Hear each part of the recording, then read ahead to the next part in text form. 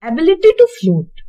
Some materials such as wood, plastic, rubber, etc. have ability to stay on the surface of water.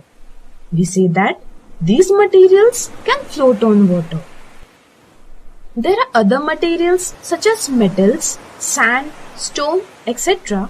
which when dropped in water goes at the bottom. That means these materials does not float on water.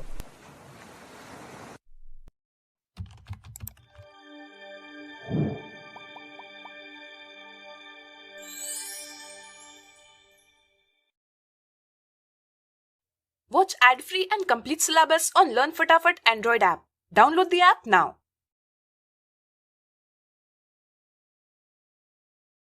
Transparency. Some materials such as glass, water, etc.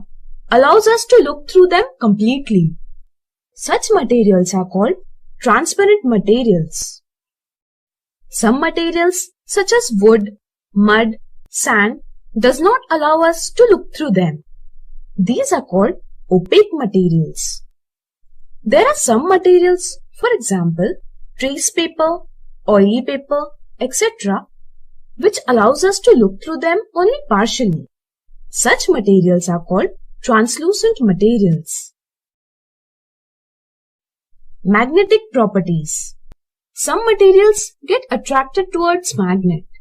These are magnetic materials. For example, iron, nickel and cobalt.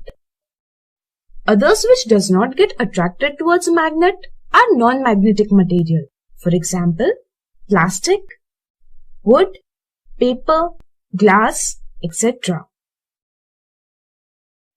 Conduction of heat. Some materials allow heat to flow through them. For example, all metals are good conductors of heat.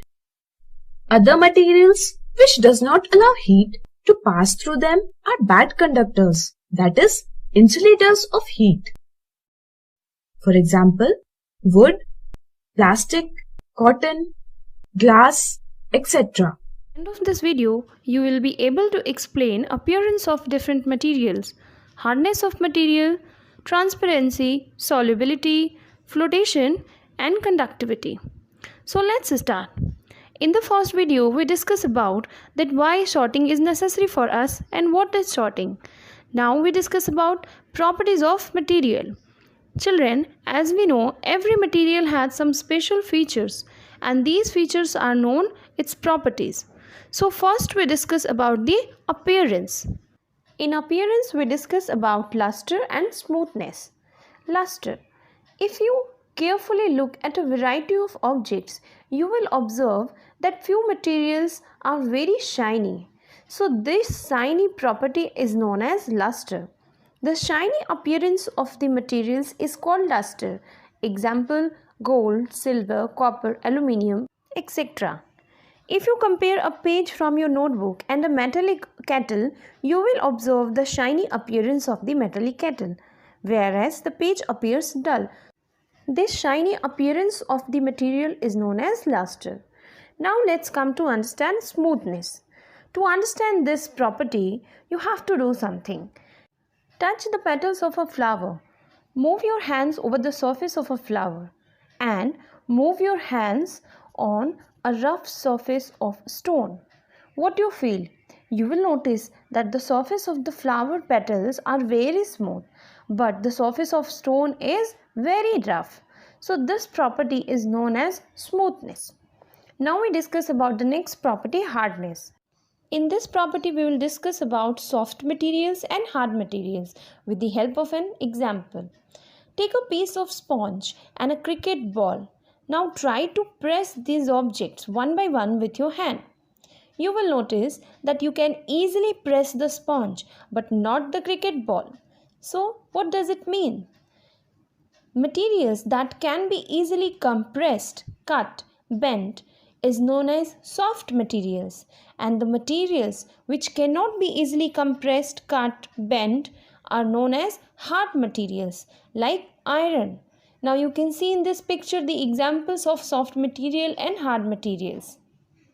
Now we will discuss one very important property, transparency. This property of material is depend on whether the material allow light to pass through it. When an object allow lights to pass through it, you can see through it. There are certain materials which allow you to see what is there on the other side, and such materials are called transparent materials. You can also understand the transparent materials, the objects that allow light to pass through them completely are known as transparent objects. Translucent material. Few materials allow you to see through them partially, not clearly. That material is known as translucent material, or you can say objects that allow partial amount of light to pass through them are known as translucent objects. Now we come to the opaque materials or opaque objects. The materials through which we cannot see are known as opaque materials. It means opaque objects do not allow light to pass through them. So these three materials are there: transparent, translucent and opaque. The next property is solubility. In this we will discuss about the soluble materials, insoluble materials. Children, you will find that some solid materials like salt, sugar dissolve completely in water. Such materials that completely dissolve in water are called soluble material. On the other hand, sand, pencil, chalk, these solid materials do not dissolve in water. Such materials are called insoluble materials. Okay, remember we are discussing about solid materials. Okay, now when we discuss these things in liquid, then what will happen? Liquids like orange juice dissolve completely with water. So these liquids are said to be miscible with water, or you can say miscible liquids. And the liquids that do not dissolve in water are said to be immiscible liquid or immiscible with water, like oil and water. Oil cannot dissolve in water completely. Now let's understand the concept of flotation. Flotation is the action of floating.